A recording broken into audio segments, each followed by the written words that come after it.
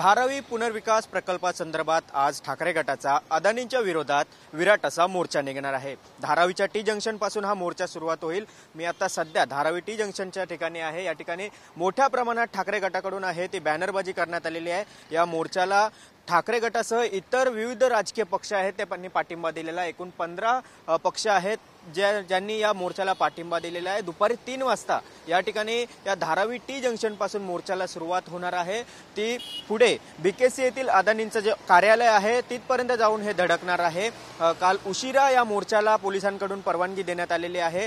सध्या धारावी टी जंक्शनच्या इथे पोलीस बंदोबस्त आहे तो मोठ्या प्रमाणात वाढवण्यात आलेला आहे। ठाकरे गटाकडून देखील इतर जे काही कायदा सुव्यवस्थेचा प्रश्न निर्माण होणार नाही याबाबतची हमी देखील देण्यात आलेली आहे। दुपारी 3 वाजता या मोर्चाला सुरुवात होईल। उद्धव ठाकरे या मोर्चाचं नेतृत्व करणार आहेत। ठाकरे गटाचे सर्व नेते पदाधिकारी या मोर्चात सहभागी होतील। तब्बल 1.5 लाखाचा हा मोर्चा असणार असल्याचा दावा या ठिकाणी ठाकरे गटाने केलेला आहे।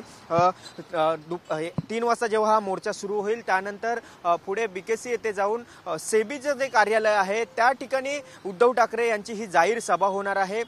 मैदान सुरुवातीला त्यांचा इरादा त्यांचं एक होतं की कार्यालय अदानींचं जे कार्यालय त्या ठिकाणी जाऊन ते सभा घेणार होते, मात्र तिथपर्यंत पोलिसांनी परवानगी नाकारलेली। त्यामुळे सेबी कार्यालयाच्या समोर या ठिकाणी हा ठाकरेंचा मोर्चा जाणार आहे आणि त्या ठिकाणी उद्धव ठाकरे जाहीरपणे धारावी संदर्भातील त्यांची भूमिका आहे ती मांडणार आहे। त्यामुळे ते नेमकं काय काय मांडतात याकडे देखील सर्वांचं लक्ष असेल। व्हिडिओ जर्नलिस्ट नितीन खरच, गिरीश कांबळे, साम टीव्ही, धारावी, मुंबई। देश विदेशातील प्रत्येक घडामोडींचे लाईव्ह अपडेट मिळवण्यासाठी आता साम टीव्हीच्या सर्व सोशल मीडिया प्लॅटफॉर्मला लाईक, फॉलो आणि सबस्क्राईब करा।